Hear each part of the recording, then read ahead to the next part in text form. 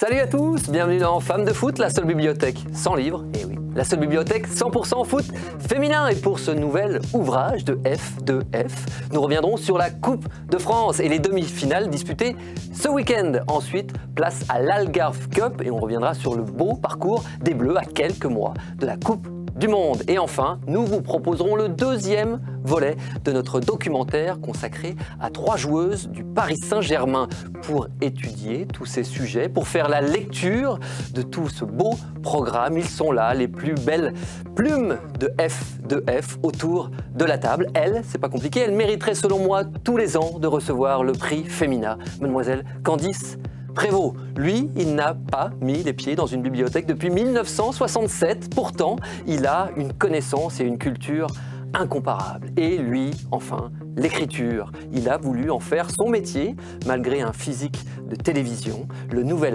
Albert Londres, Monsieur Johan Aubois. Que dire, enfin, de nos 2 chroniqueurs? Eux, ils ont tout lu, la Pléiade, Guérépet, France Football et aussi 11 mondial, Mélina Boetti et Thomas Mekich. Enfin, notre invité.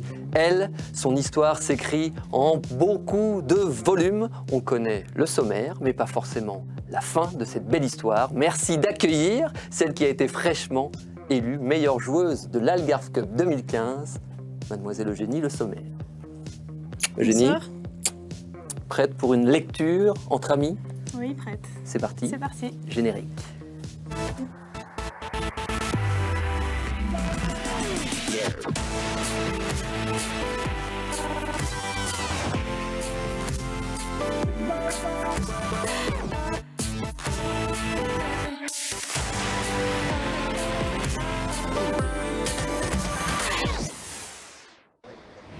Voilà, je suis Megan Rapinoe et regarde Femme de foot.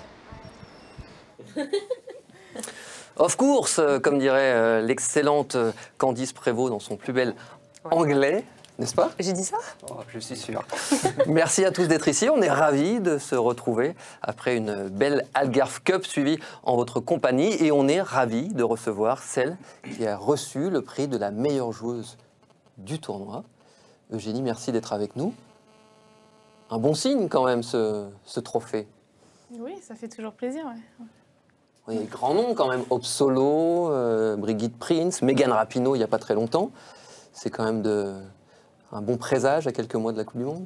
Ouais, et puis je pense que ça récompense aussi un petit peu toute l'équipe et toute cette équipe de France qui progresse. Et on a montré de belles choses sur ce tournoi, pardon. Donc voilà, contente de pouvoir ramener ce trophée à l'équipe. Hein, pleine de modestie. Ouais, hein. et que ce soit une Française, finalement, c'est aussi intéressant. Elles n'ont pas gagné contre les États-Unis, mais c'est une satisfaction pour l'équipe de France, comme dit Eugénie. Voilà, on en reparlera bien évidemment de cette Algarve Cup tous ensemble. C'est le moment de la carte blanche que vous attendez tous, je l'imagine. Eugénie, le sommaire ne cesse de marquer cette saison. Elle enchaîne les buts. Combien en a-t-elle inscrit depuis le début de la saison, toute équipe confondue? Johan? Équipe confondue de la Toute saison équipe confondue. 33. Candice?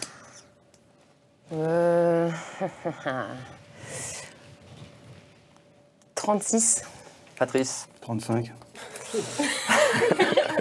Toujours moins un en plus. C'est ça. On va commencer avec vous un jour, Patrice, ça nous fera du bien. C'est Candice qui l'emporte. C'est bien. Ça n'est même pas le bon chiffre. Est-ce que vous avez une idée, Eugénie? J'aurais dit autour de 30, mais là... Non, Bien au-delà, 41 buts déjà inscrits en 37 matchs, plus d'un but de moyenne par match, pourvu que ça dure. C'est pas mal. Ça. Pourvu que ça dure. On va en profiter pour regarder, comme à chaque fois, les statistiques de notre invité, le parcours, excusez-moi plus exactement. Eugénie et ses 25 printemps, ses 163 matchs de D1 féminine, 131 buts. Comme quoi, c'est la continuité qui prime. Déjà 4 titres de championne de France, 3 Coupes de France, 2 Ligues des Champions et 1 place de finaliste. Et puis enfin, en équipe de France, la barre des 100 sélections qu'on avait fêtées ensemble lors de cette Algarve Cup et 43 buts inscrits. Quand vous regardez ce petit résumé de carrière, qu'est-ce que vous avez envie de retenir? Je me dis que c'est pas mal quand même.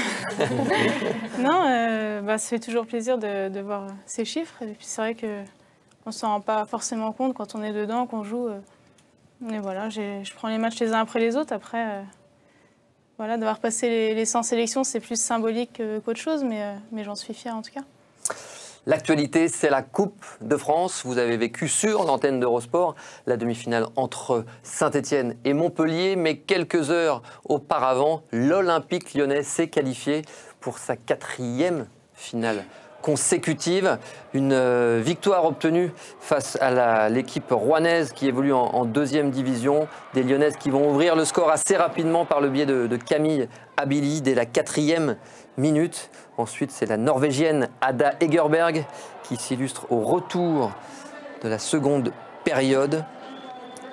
Un 3e but qui sera l'œuvre d'une jeune joueuse de l'Olympique lyonnais.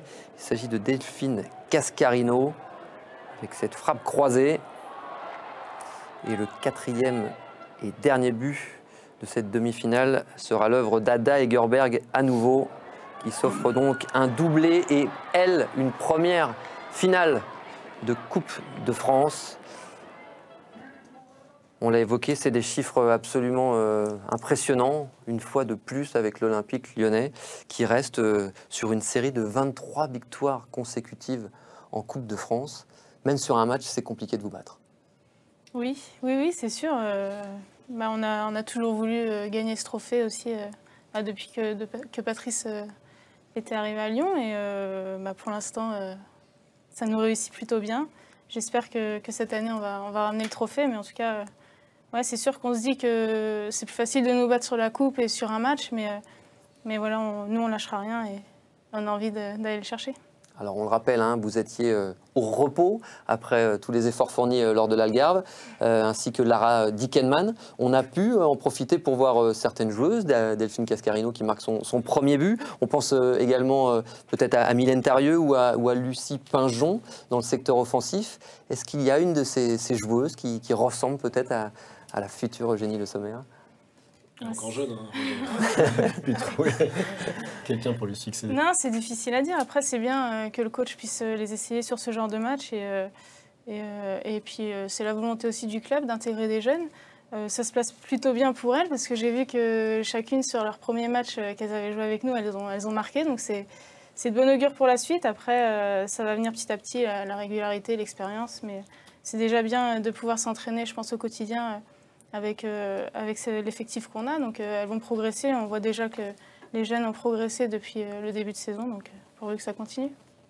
On voulait peut-être aussi rendre un petit hommage à cette équipe de Rouen qui réalise un parcours remarquable. Sixième en DDE. Voilà. C'est bien, ils ont fait un bon parcours en championnat, ils finissent bien en coupe. Demi-finale contre Lyon, perdent que 4-0 alors que... On avait un peu imaginé un scénario plus lourd. Non, c'est bien. Quand vous prenez, j'ai l'impression que ce but les a peut-être un peu réveillés. C'est-à-dire qu'il y avait un contexte particulier à Diochon avec beaucoup de monde. C'était peut-être un peu endormi un petit peu à tonne. Et ce but, finalement, au lieu de les enfoncer et d'enchaîner sur une dizaine, ça les a peut-être un peu réveillés et ça leur a permis de tenir jusqu'à la mi-temps. Oui, bien sûr. Mais... T'avais quand même les cadres qui étaient sur le terrain. Franchement, quelques-unes quand même. Quelques-unes. Si, il manquait quand même des joueuses importantes quand même. Enfin voilà, on voulait féliciter évidemment cette équipe de Rouen. Son parcours. Exactement. L'autre demi-finale, on y revient, puisqu'elle était effectivement en direct sur Eurosport, du côté de ce très beau stade. Ça faisait plaisir d'ailleurs de voir les Vertes évoluer dans le chaudron, évidemment. Patrice, vous étiez au commentaire de cette rencontre. On va revenir déjà sur le résumé de cette rencontre. C'est un sujet signé Faustine Seigne.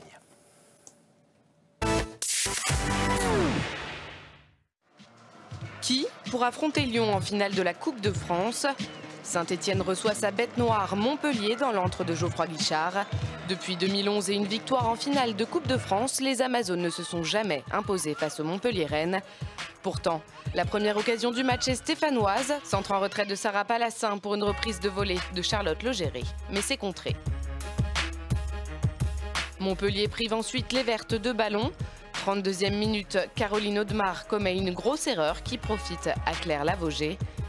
Cette dernière trouve Sophia Jacobson pour le premier but du match. La Suédoise meilleure buteuse de l'Algarve continue sur sa lancée. Elle signe son deuxième but en Coupe de France cette saison.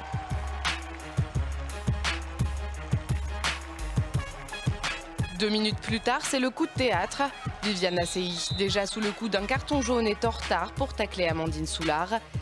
Carton rouge, les Héroltaises sont réduites à 10 jusqu'à la fin du match.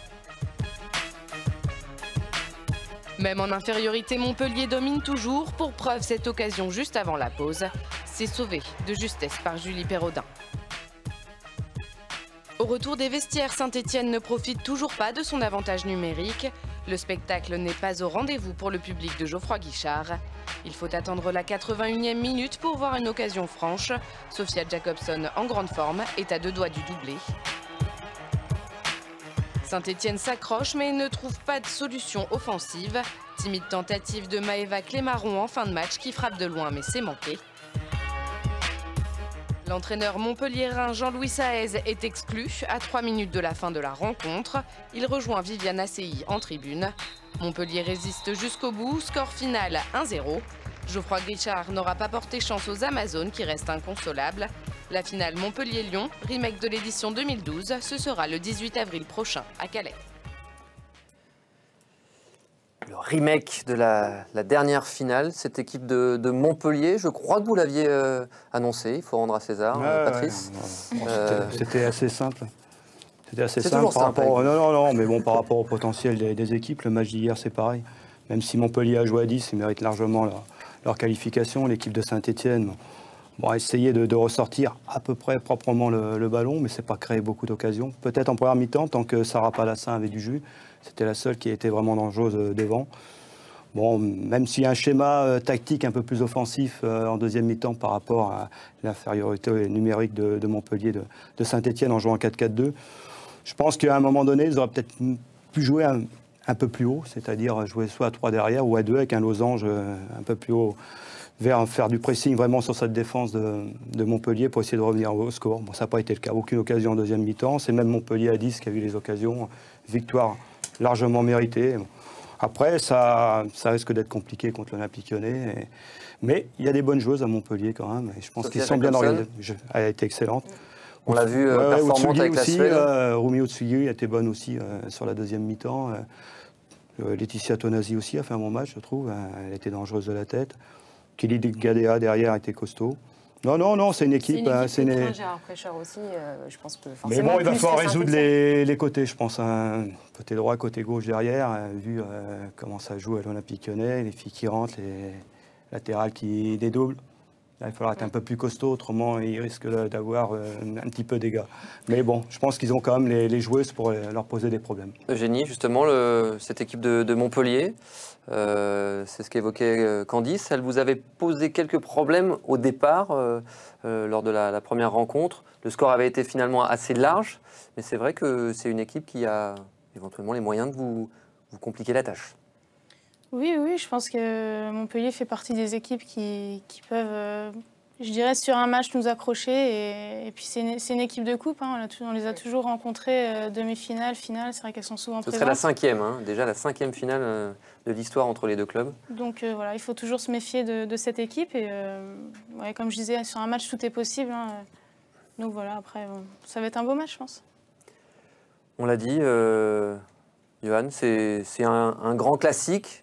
Est-ce que cette équipe de Montpellier, avec des individualités fortes, on l'a évoqué, Claire Lavogé notamment, Rumi Otsugi, il y a du métier, il y a du physique. Et puis il y a une dynamique. Depuis 2015, elles sont invaincues. Donc ça compte aussi, je pense, dans la gestion d'un groupe.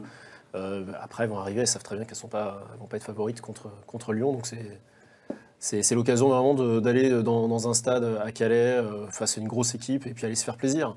Après, tout dépend du scénario du match. Si vous prenez un but au bout de 4 minutes, ça peut être très très compliqué. Si à l'inverse, vous arrivez un petit peu à tenir Lyon 40-45 minutes, vous pouvez basculer sur la deuxième mi-temps et avoir peut-être un peu plus d'opportunités par la suite. Ils ont des atouts offensifs, Jacobson, Tonasi, tout ça c'est costaud, Assey, si elle sort pas. Ça va vite, Mackenza aussi. Il y a quand même des atouts. Ouais, mais bon, Lyon joue aussi un titre cette année et celui-là, je pense qu'il va compter pour l'Olympique Lyonnais parce que je pense qu'elles ont encore la Ligue des Champions au travers de la gorge. Je sais pas, tu ne diras pas le contraire, je pense. Donc je pense que Lyon, c'est quoi? C'est j'essaie de prendre tous les titres possibles et inimaginables. Je vois pas le titre échapper à l'Olympique. Si par malheur Lyon perd la finale de la Coupe de France, ça serait une mauvaise saison. Il faut au minimum le doubler. Et Eugénie le sait très très bien. À Lyon, on n'a pas le droit de passer à travers. Ouais, c'est le doublé ou rien. Eh bien, mesdemoiselles, messieurs, la réponse, ce sera sur Eurosport. Et ce sera finalement le 18 avril. La date avait été fixée au départ au 1er avril. Et finalement, ce sera toujours à Calais, mais le 18 sur Eurosport. On est à 81 jours de la Coupe du Monde. C'est l'occasion pour nous de parler de cette Algarve Cup, revenir sur cette belle expérience, cette belle aventure des tricolores lors de ce tournoi. On regarde un petit peu ce qui s'est passé, hein, oui. Et puis on en parle après. Pauline Schatz, elle vous raconte tout.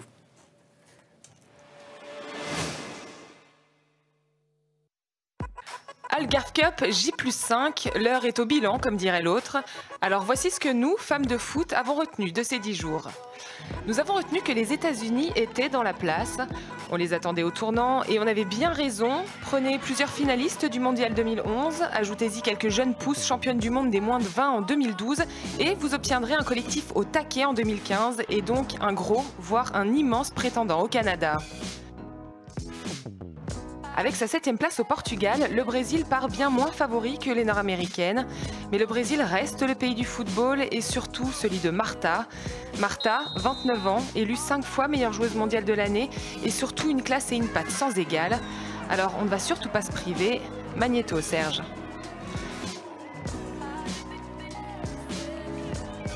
Elles ont aussi mis de nombreux buts. Elles, ce sont les Suédoises. Mais attention, pas n'importe lesquelles.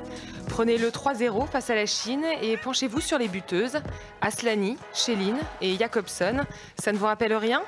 Eh bien nous, ça nous rappelle que ces 3 joueuses évoluent en D1 et que du coup, on est quand même assez fiers. Surtout si l'on ajoute que Jakobsen a terminé meilleure buteuse du tournoi. Alors si la Suède n'a pas totalement convaincu Patrice Lair, le Japon ne nous a pas non plus fait planer. Finaliste l'an dernier, les championnes du monde ont réalisé la plus grosse chute de l'année avec une décevante 9e place. Mais attention, la priorité des Japonaises reste le mondial et quand les Nippones ont une idée en tête, elles l'ont également souvent dans les crampons. Enfin, si je vous dis meilleure joueuse du tournoi, vous me répondez Eugénie Le Sommer, évidemment. L'attaquante de l'Olympique lyonnais nous en a mis plein les yeux et c'est avec un chauvinisme assumé que nous terminerons sur ces belles images. Car au-delà de cette récompense individuelle, le collectif nous a régalé avec une superbe place en finale. Philippe Bergerot comptait faire de l'Algarve son laboratoire. Le chimiste a plutôt bien réussi son expérience. Une défense ultra efficace, un milieu très technique et une attaque prolifique. La mayonnaise semble avoir très bien pris. Alors, je ne sais pas vous, mais nous, à Femmes de Foot, on se dit vive la France et vivement le Canada. Ah, on s'est régalé, hein, voir à nouveau ces buts français. C'est vrai qu'on a particulièrement apprécié celui de Camille Abili. Vous le sentez, Eugénie, dans le terme du vécu ensemble. Il y a des automatismes, il y a une énergie, il y a quelque chose qui se dégage. Et à 3 mois de la Coupe du Monde, c'est plutôt très bon signe. Oui, je pense que depuis que Philippe Bergerot a pris l'équipe en main, on a progressé de match en match et on a pu voir sur ce tournoi qu'il y a eu du progrès et c'est quand même un tournoi assez relevé, on arrive à aller en finale, donc c'est bien et c'est de bon augure pour la Coupe du Monde. En plus, plusieurs joueuses ont joué, des filles qui n'avaient pas beaucoup joué avant ou qui avaient peu de sélection, donc c'est bien aussi de pouvoir les voir sur ce genre de match. Voilà. Le trophée, on en a parlé un petit peu en introduction de cette émission. Vous vous attendiez à ce genre de récompense d'un point de vue psychologique? Ça peut aussi aider quand on arrive justement dans la dernière ligne droite d'une compétition de ce genre? Ou pas du tout?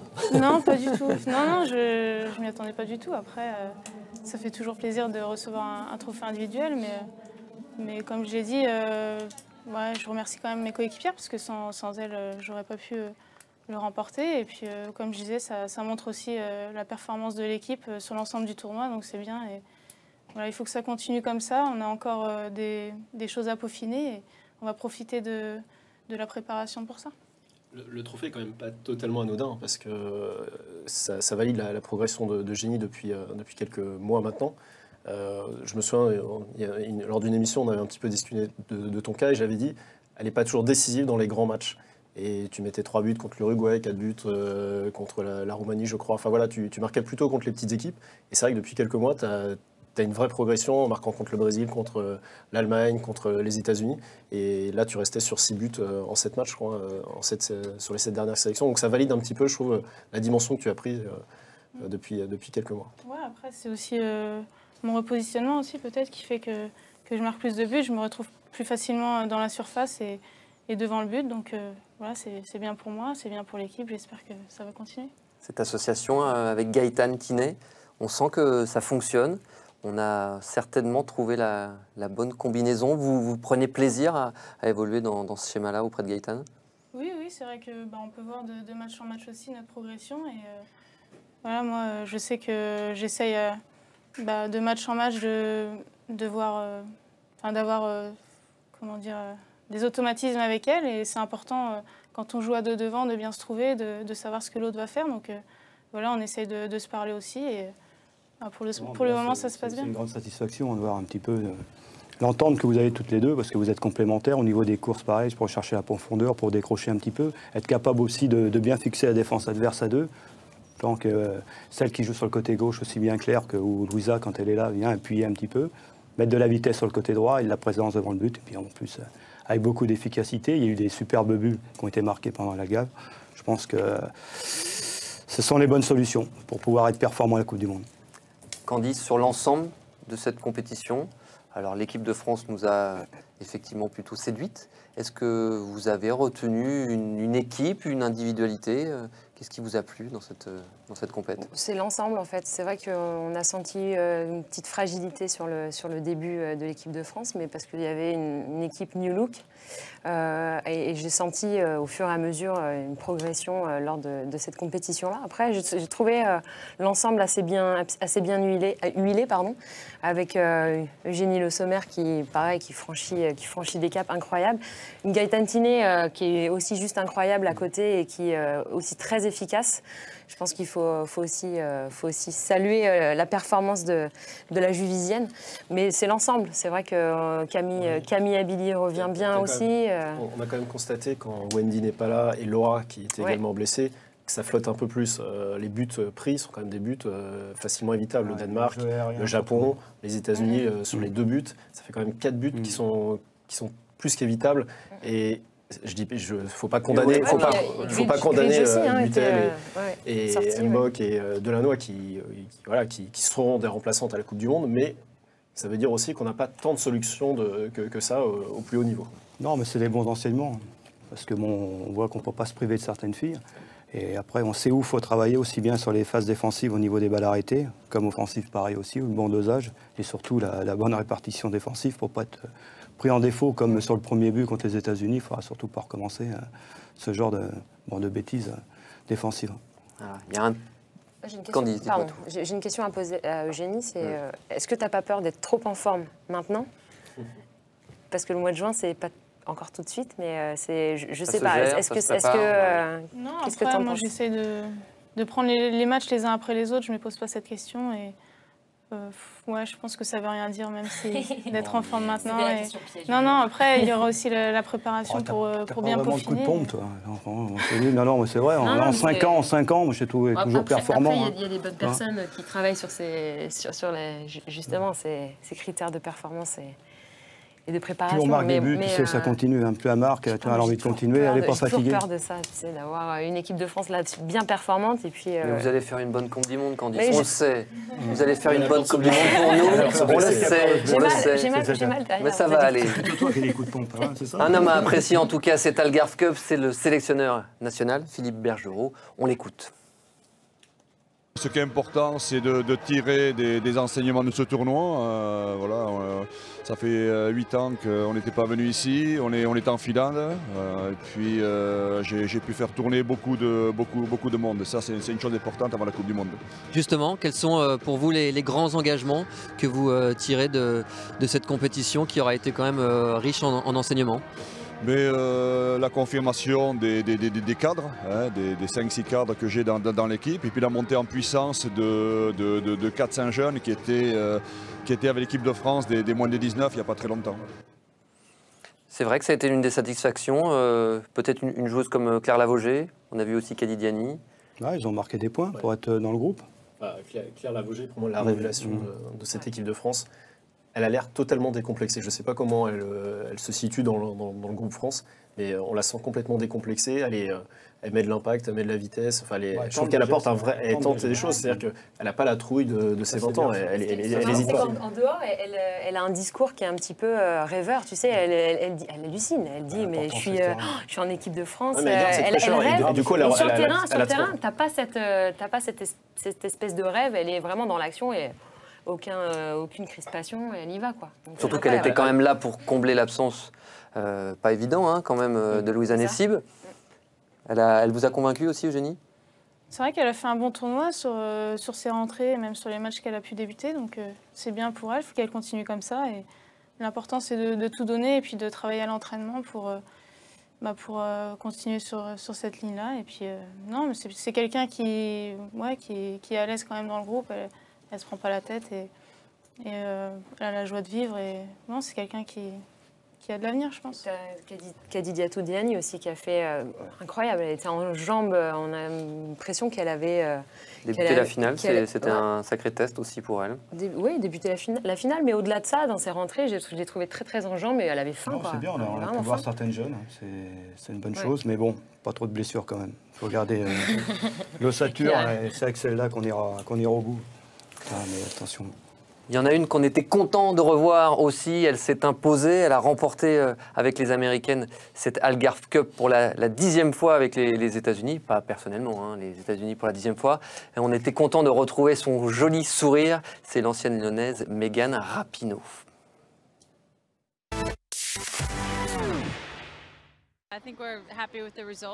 Moi, je dirais qu'on est très content du résultat. On aimerait bien être un peu plus performant dans la possession de balle, se créer un peu plus d'occasions. Mais bon, on a gagné, on est bien rentré dans les parties et surtout on rentre à la maison avec le trophée. C'était très important pour nous en vue de la Coupe du Monde.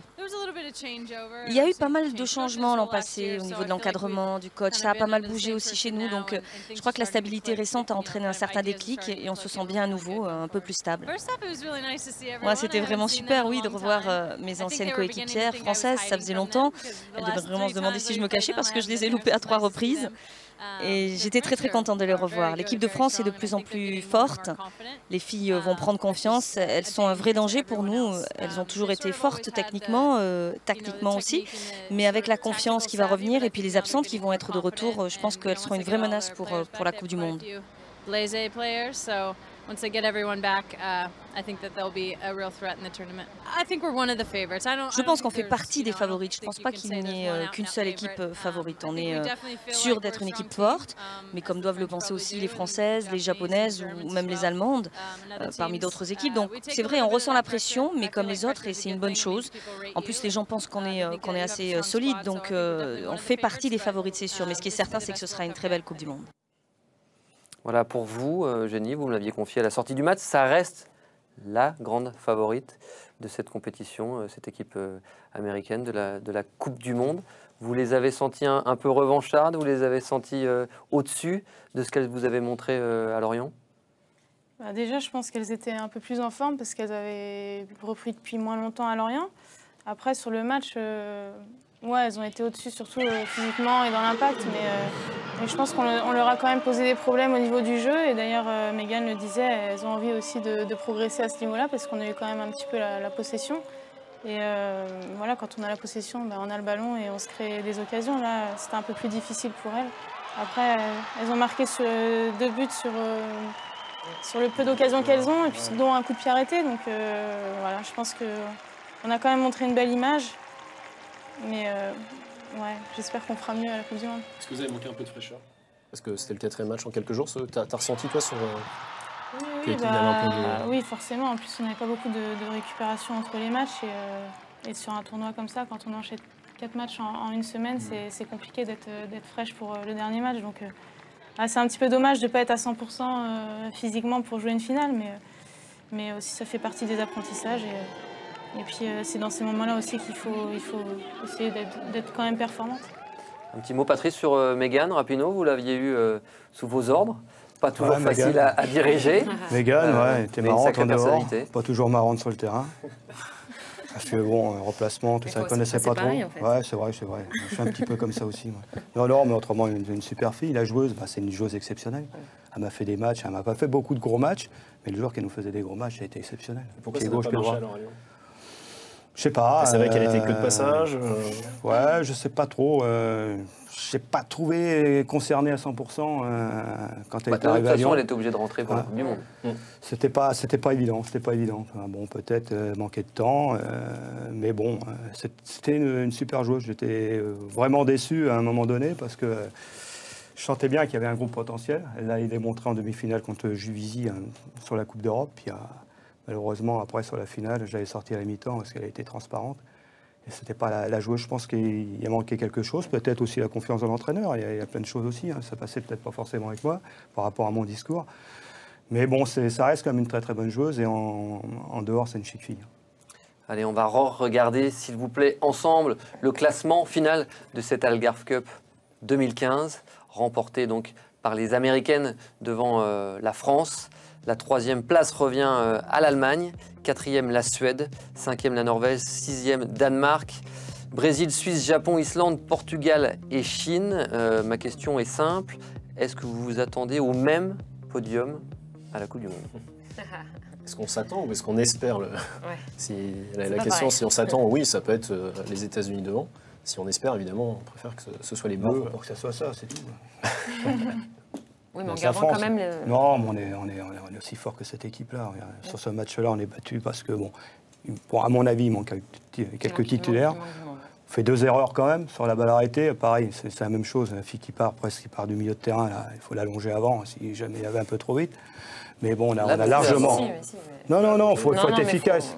Il faut être efficace, c'est tout. Et à un moment donné, il y a Camille qui vient, je pense qu'elle peut la gêner. Faire une faute à 40 mètres du but, il faut savoir le faire à ces moments-là aussi. Est-ce que ça vous fait du bien, finalement, cette défaite? C'est terrible à dire, mais est-ce que si vous aviez gagné, on vous aurait pas mis une pression de dingue parce que voilà, vous auriez battu 2 fois les Américaines, en plus là, dans le cadre d'un tournoi en finale. Est-ce que finalement, ça vous enlève pas un peu de pression en disant, voilà, maintenant, les Américaines, on a compris en compétition, c'est elles qui gagnent?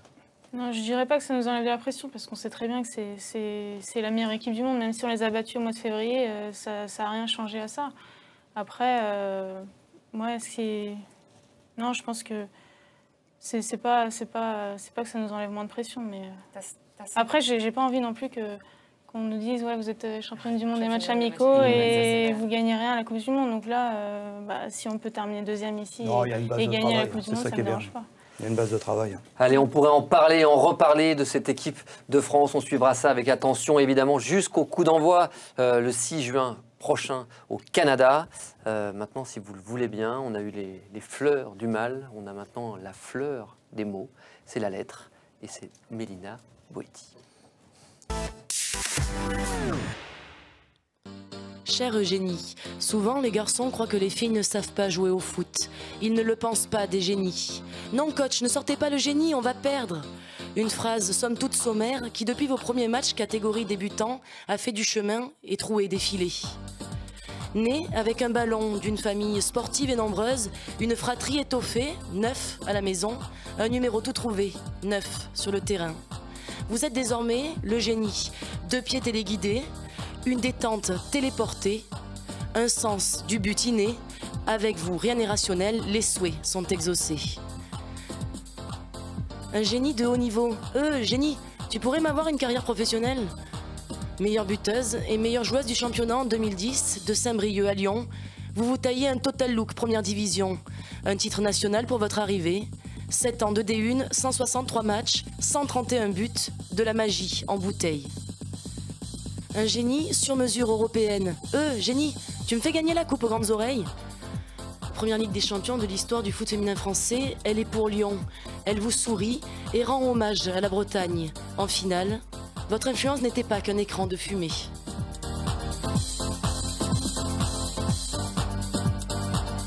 Un génie en 3 dimensions. Génie, tu peux me faire remporter tous les trophées? 2012, vous voyez triple avec l'OL.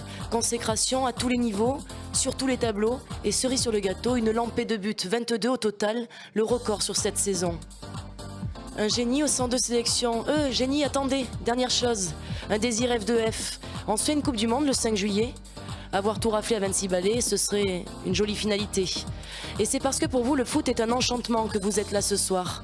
Pour travestir Étienne de la Boétie, soyez résolus à réaliser tous vos vœux et vous voilà libre.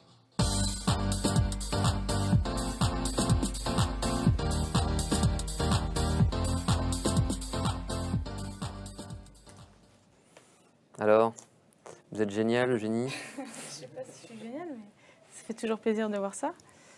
Après, oui, j'espère remporter cette Coupe du Monde, ce trophée qui me manque. Et ouais, c'est vraiment, je pense, l'année pour le gagner. On a de l'expérience et on a un groupe qui est maintenant ensemble depuis pas mal d'années. Et on a vécu des moments difficiles avec des échecs en Coupe du Monde et aux Jeux Olympiques en demi-finale. Et surtout à l'Euro en quart de finale, donc c'est le moment pour nous aussi de remporter quelque chose. Vous êtes redoutable en face à face. On va voir si vous l'êtes aussi en face à femme.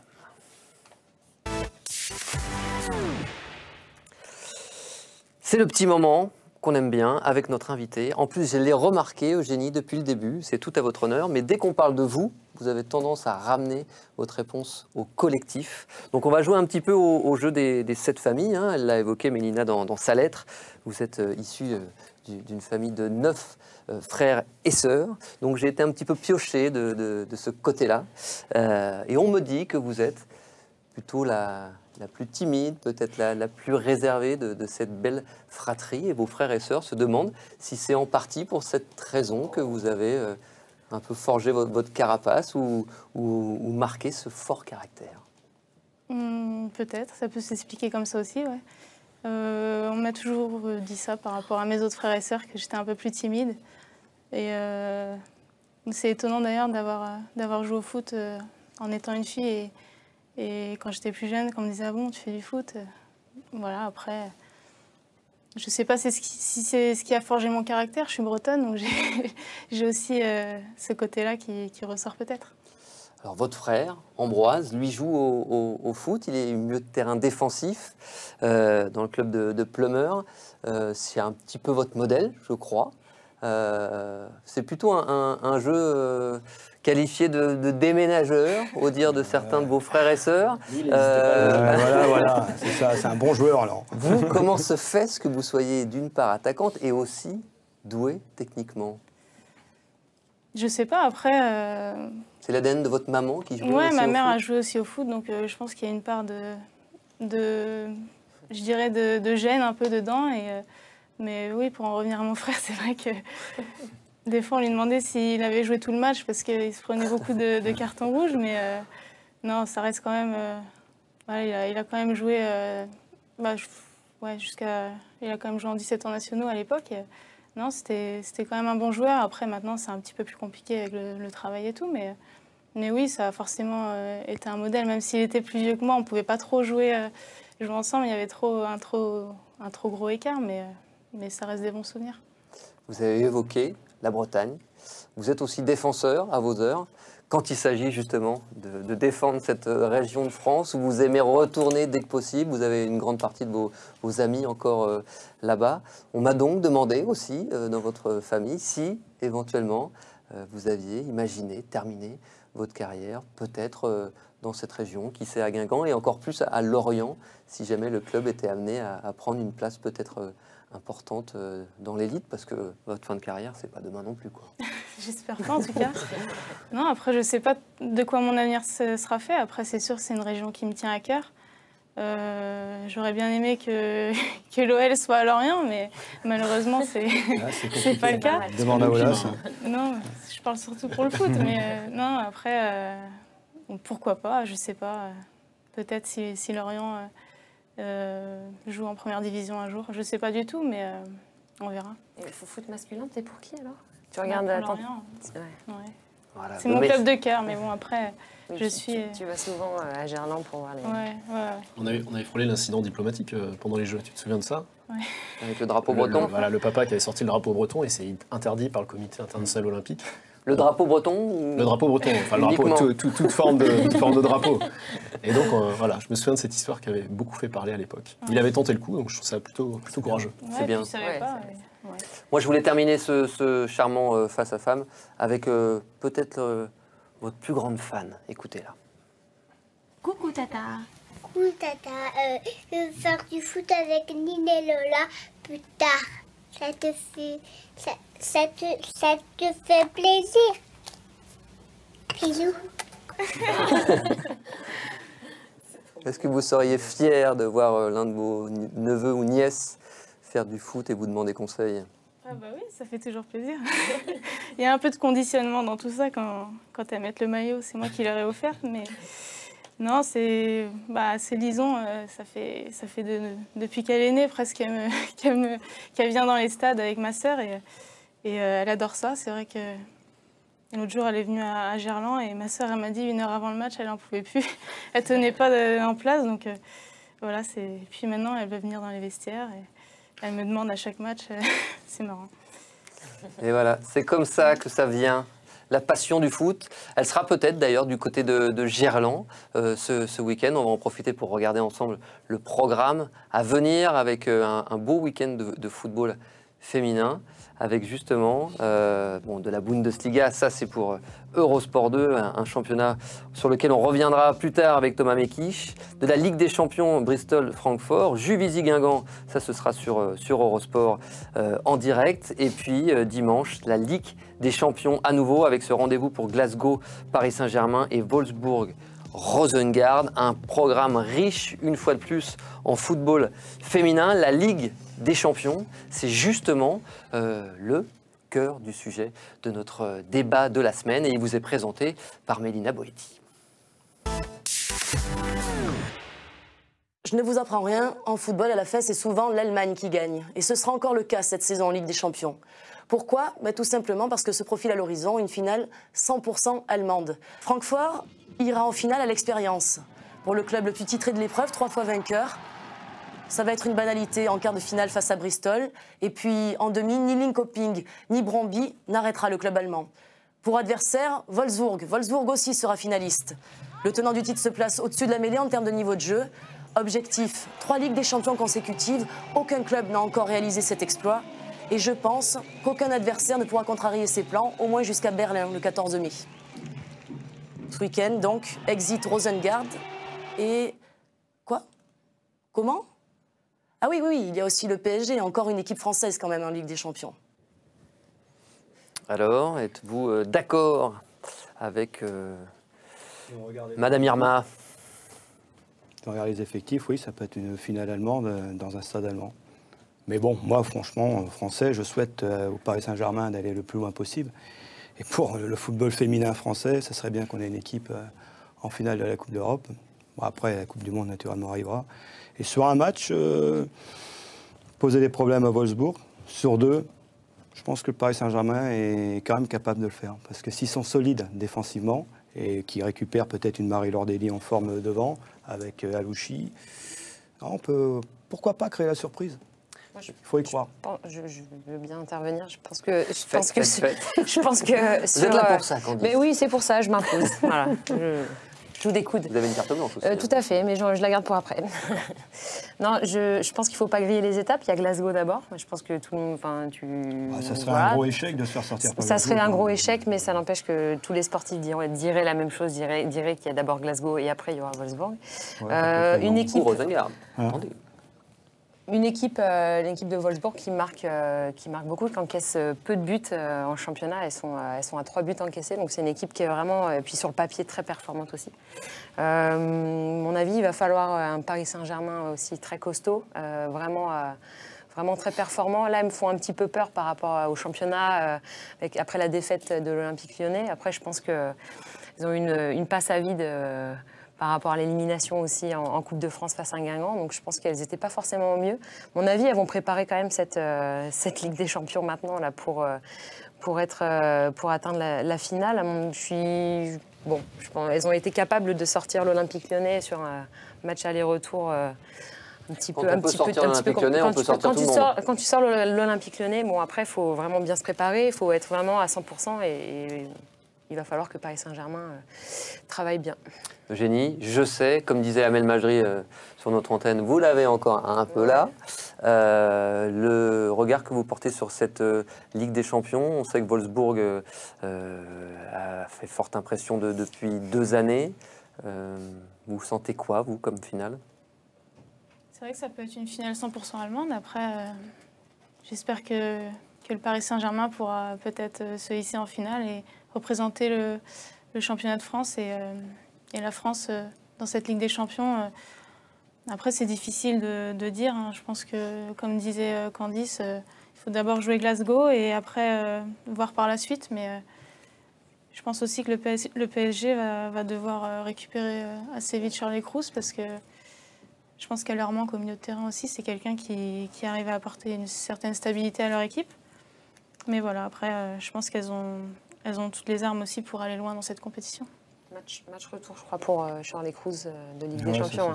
C'est sur le match retour. C'est ça le problème du PSG à l'heure actuelle, c'est qu'ils n'ont pas encore assez de marge pour pouvoir se permettre de se passer d'une très bonne Marie-Laure Delis ou d'une Charles Kroos.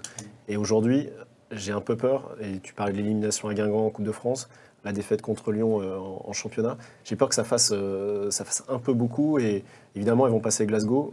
Derrière, j'ai peur que la marche soit un peu trop haute sur 2 rencontres. Avant de retrouver justement le Paris Saint-Germain en Ligue des Champions, place au 2e épisode de ce documentaire consacré à Laure Boulot, Lira Alouchi et Caroline Seger. Regardez.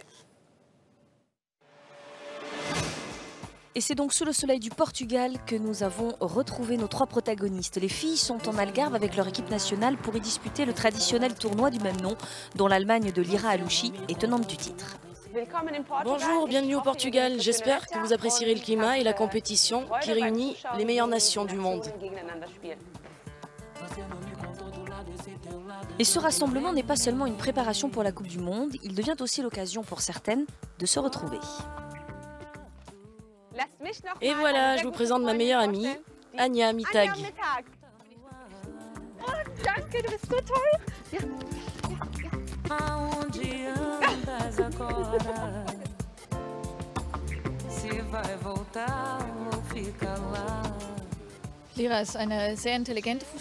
C'est une joueuse très intelligente qui respire le beau football.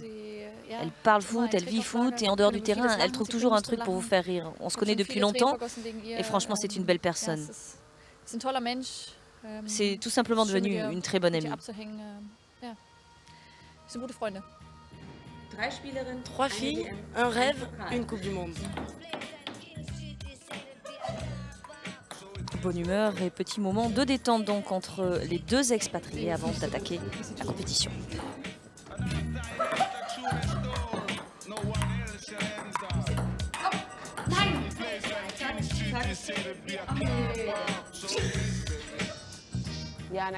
C'est sûr que je suis toujours ravie de jouer avec l'équipe nationale. C'est un plaisir de retrouver toutes mes copines, d'autant plus que je ne vis plus en Allemagne.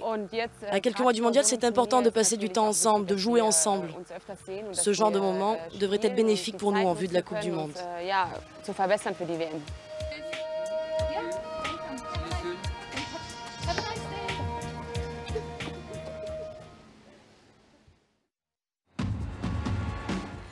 Mercredi 4 mars, première journée de compétition et première confrontation pour 2 de nos joueuses. Lira défie Caroline Seger, la co-capitaine de l'équipe suédoise avec Lotta Schelling. Les 2 équipes figurent parmi les favorites et ces 2 nations phares du football féminin disputent surtout un match test avant la Coupe du Monde. Ambiance tendue, les 2 titulaires se parlent à peine, semblent même s'ignorer. Et l'Allemagne vit un début de match idéal. 2 buts inscrits après les 3 premières minutes de jeu seulement. Les Allemandes se mettent vite à l'abri et les 2 partenaires de club ne se font aucun cadeau.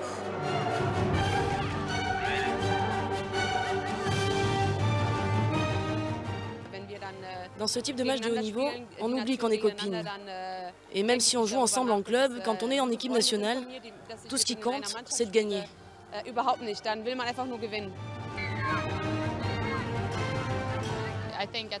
Dans les moments chauds du match, ça fait partie du jeu. En bonne capitaine, Caroline redonne espoir aux Suédoises en réduisant le score en première période. Et le scénario s'inverse même après la mi-temps.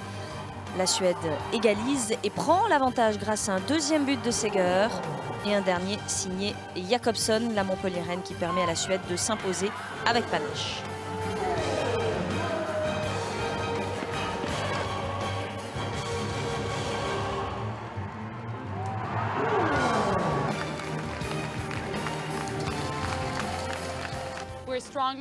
On est forte mentalement. Une fois encore, on a prouvé qu'on pouvait renverser la situation en marquant 4 buts. Je suis très fière de mon équipe.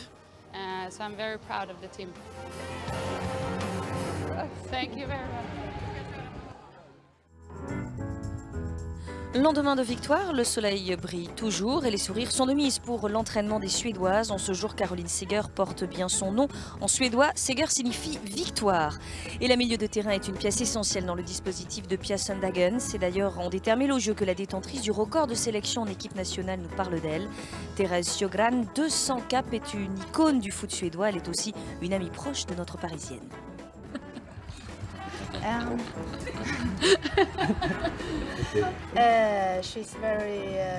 Elle est très calme quand elle a le ballon, elle court beaucoup, elle peut marquer aussi. Je dirais que ce sera peut-être son année.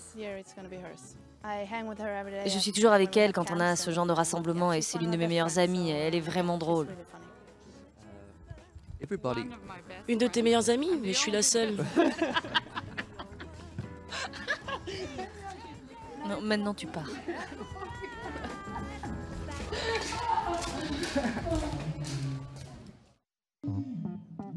Du soleil et pas de nuages non plus du côté de l'équipe de France, de Laure Boulot qui connaît de bons moments. Après une victoire poussive face au Portugal et un succès plus convaincant contre le Danemark, l'équipe de Philippe Bergerot va vivre son premier gros test dans cette compétition. Le Japon, champion du monde en titre, mené au score à la pause, les Françaises réalisent une deuxième période de qualité. 3 buts sont inscrits, un but de Génie Le Sommer et un doublé de Gaëtan Tiné. Une débauche d'énergie qui permet aux Bleus de gagner leur 3e match du tournoi. La France est la seule équipe invaincue et se qualifie pour la finale où elle retrouvera l'ogre américain.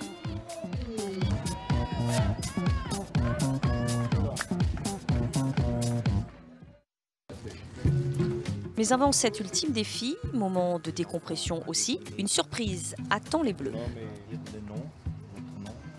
L'organisation du tournoi a demandé à de jeunes écoliers portugais de dessiner une joueuse par équipe. Et voici l'emblème de la France, petit air de ressemblance. Peut-être s'il a voulu faire mon grain de beauté, c'est possible que ce soit moi.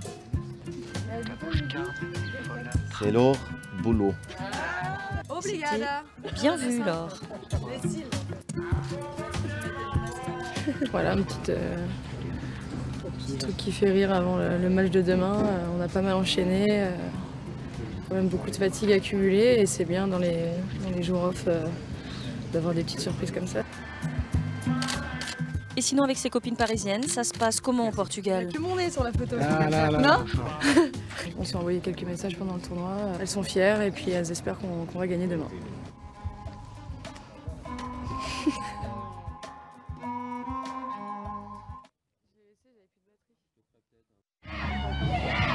Retour à la compétition ce jour de finale. Premier match et dernier pour Lyra et Caroline qui disputent donc la petite finale.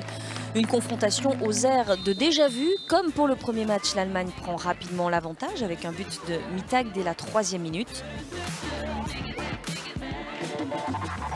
Comme au premier match, les Allemandes doublent même la mise par Alexandra Popp.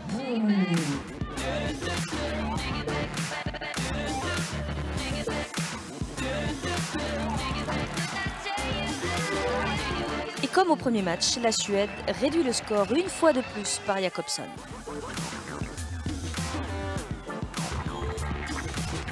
Mais la comparaison s'arrête là. Cette fois-ci, la Suède ne parvient pas à revenir et c'est donc l'Allemagne qui l'emporte et monte sur la 3e marche du podium. Je suis frustrée, bien sûr. Je déteste perdre. Mais c'est bien pour Lyra, moins pour moi. Un dernier message pour Laure, peut-être. Bonne chance. Laure, donne le meilleur de toi. Et voilà.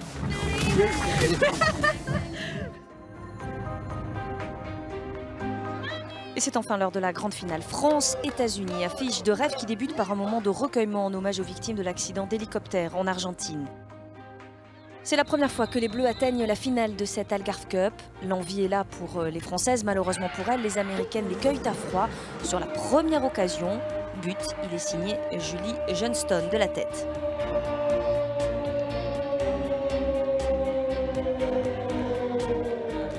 Mais les Françaises restent sur une victoire face aux Américaines. C'était en février dernier à Lorient. Elles savent donc comment faire.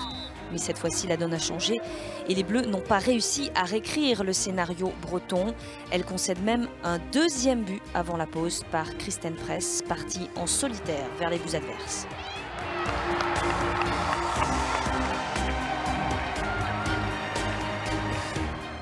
En fin de partie, les Françaises ont l'occasion de revenir au score après une faute sur Marie-Laure Daly dans la surface de réparation. L'arbitre siffle pénalty. Pénalty tiré par Amandine Henry. Et son tir est repoussé par Robsolo. Les Bleus s'inclinent donc devant des Américaines revanchardes qui signent leur 10e succès en 22 éditions. Mais les Françaises ont pris rendez-vous. La prochaine, en gold.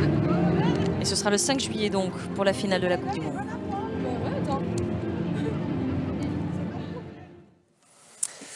Voilà, nous on va observer une courte pause. On se retrouve tout de suite pour la deuxième période de ce face à femme de foot avec Thomas Mekich, évidemment, et notre invitée, meilleure joueuse du talent et de l'Algarve Cup, Eugénie Le Sommer. A tout de suite. Salut Patrice, c'est Lara. J'écoute tout ce que tu dis à Femme de foot lundi soir, alors fais attention à ce que tu dis. Très bien Lara. T'as bien compris hein? Oui, pas de problème, j'écoute Lara. Ça suffit, on est de retour dans Femme de foot, on est ravis de vous retrouver, on est ravis d'être toujours en compagnie d'Eugénie Le Sommer. Et est-ce qu'on est ravis? Est-ce qu'on est ravis de la voir? L'instant T, monsieur Thomas. Non. On va pas faire tout de suite l'instant T. Ah bon? Non. On va faire un petit... Voilà, je vais briser un peu l'instant T, monsieur, mon cher Thomas. Tu as remplacé au pied levé Romain Ballon. Et avec brio, d'ailleurs, bravo. Merci. Avec qui? Avec brio. Ouais, brio, c'est quoi mais bon, il y a eu quelques... Enfin, voilà, t'adores faire ça, donc on va te prendre des petites perles de Thomas Mekich. Donc, c'est pas l'instant T, c'est l'instant. Enfin... Salut. L'instant T, l'instantané, l'instant C. On veut tout savoir. Moi, je ne sais pas, je n'étais pas là. Qu'est-ce qui s'est passé? Magnéto, Jeff, s'il vous plaît. Oui, quand c'est moi, ça part pas. 4-3. Ce match, c'est pas forcément la compo auquel vous vous attendiez. Ouais, en 4-3-3, ouais. Mais là, pour le coup, victoire convaincante des Français. Il y avait 3-0 après 20 minutes de jeu. Des Françaises, elles avaient perdu contre le Japon en 2011. Ces joueuses de l'équipe de France, des États-Unis, pardon. Je me vois déjà en juin, moi, en juillet. Ah, moi, je l'adore. 4-4-2, j'en rêve la nuit, moi, du 4-4-2. Bon, il y a quelques surprises. Quand même, Patrice, on va jouer en 4-4-3. Ce match, il est plutôt d'accord avec nous, Romain Ballon. Romain Ballon, il est toujours d'accord avec nous. Elle aussi, elle s'est confiée au micro de Romain Ballon. Ses impressions après donc cette défaite face aux États-Unis au micro de Romain Ballon.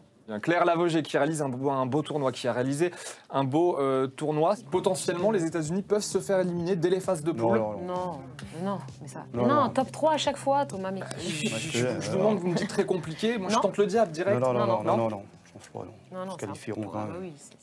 Le mot de la fin, très rapidement, Laura. Il y a la Coupe du Monde cet été au Canada.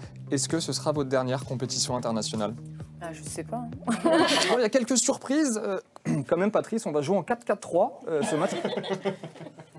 Ben voilà. Fallait bien que ça arrive un jour. jour. Attends, il a dit... invente toujours des choses. Il a dit en off, j'ai révolutionné l'émission. Bon, c'était clin d'œil. C'est une révolution, le 4-4-3. Allez, blaguez l'instant T, s'il vous plaît, parce que ça va 5 minutes, là. Allez. Instant T.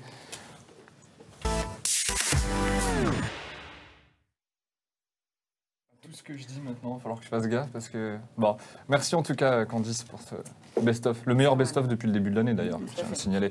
Bon, on va faire un petit tour en Allemagne pour commencer, mon cher Romain Ballon. Wunderbar. Ça se resserre. En Allemagne, regardez ces images, défaites assez incroyables de Wolfsburg face au Turbine Potsdam. Le Wolfsburg qui n'avait encaissé qu'un but jusqu'à maintenant. Elles en ont encaissé 2.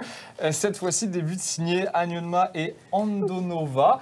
Voilà, défaite qui relance totalement le championnat à 5 journées de la fin, même si derrière le Bayern n'en a pas profité avec le nul 0-0 face à Duisbourg. La bonne opération, elle est pour Francfort qui s'impose 5-0 face à Erfurter. Ça nous fait combien d'équipes en 2 points? 4. Ça se resserre. 4 équipes en 2 points. 4. Voilà, exactement. Ça nous promet une fin de championnat passionnante. Palpitante. Voilà. Bon, est-ce que vous vous souvenez du but de Stéphanie Roche qui était nominée pour le prix? Tu t'en souviens? J'ai même pas vu que tu étais là ce soir. Et bim. Non, parce que d'habitude c'est le premier à me... Tu vois, et là, non, mais je te sens un peu down. Alors c'est vrai que je suis pas dans un bon jour. Toi tu me connais au moins, toi tu me connais. Bon, regardez, cet autre but de Stéphanie Roche, c'était avec l'Irlande cette fois-ci, sa sélection nationale, car Stéphanie Roche est irlandaise, mon cher Romain. Oui. Regardez, contrôle. Tout le monde l'a vu dans le public. Tac. Voilà. C'était sur le même terrain en plus. Pas mal, Jenny, non? Non, figure-toi que je me suis fait cette réflexion, c'était pas le même terrain en fait où elle avait mis son but de dingue. Non mais il ressemble un peu. Ça y ressemble fort, mais on s'est moqué de moi quand j'ai dit ça. Quand même. C'est impressionnant, ça, c'est incroyable comme but. Bon, pas forcément de célébration derrière. Non. Du coup, moi, ça me fait penser à quelque chose. Eugénie, j'ai retrouvé une petite image de vous en me baladant sur Internet, une célébration de but. Vous allez me dire comment on appelle cette célébration de but en fait, parce que moi, j'ai jamais vu ça avant, mais je suis sûr que c'est encore le gang des Bretons qui a frappé. On la regarde et vous me dites comment ça s'appelle, parce que moi, ça m'intrigue ce genre de truc. On y va. Tu connais pas ça? Je connais pas, non. C'est la danse bretonne, voilà. Ah, c'est... Ok, d'accord. Bon, elle n'est pas très bien réalisée, mais... Bah non, mais si, c'est pas avec les petits... les petits doigts. Si, c'est ça. Ok, parce que quand je demande à Yoann Aubois de me faire une danse bretonne, ça ressemble pas du tout à ça. J'irai pas plus loin. Qui marque pour ça. Bon, c'est terminé pour cet instant T. J'avais juste une petite chose à dire avant de conclure. Parce que c'est un petit malin. Oui, 4-4-3, c'est bon. Mais tu sais que je suis un gros tricheur, moi, quand je joue à 12. Non, le mot de la fin, il vous a bien caché son petit jeu derrière ses cheveux blancs. Mais derrière ses cheveux blancs, il a encore pris une année le ballon. Mélina, assistante. Salut à tous. Voilà. Salut à tous. Mais oui, c'est son anniversaire. C'est pas celui de sa mère. Je t'embrasse, maman. Il vieillit d'année en année, le ballon, c'est incroyable comparé à Patrice Lerck qui a la même tête depuis 40 ans. Toi, ça évolue tous les ans. Mets-le au défi de le couper. Donc super gâteau, ça m'a coûté un bras, je te dis direct. Elle est sympa la bougie là. Ouais. Et ben, avant de souffler, je tiens à remercier évidemment notre invitée Eugénie Le Sommaire. Merci beaucoup d'avoir été avec nous. Merci à vous tous. Merci Thomas, Mélina, Candice, évidemment, Patrice et Johan. Merci à Erwan Gelohen, à notre réalisateur Jeff Biotois, à toutes nos équipes techniques. Et n'oubliez pas, quelque part, on est déjà tous des femmes de foot. Oh, trop mignon le vieux. 59 ans.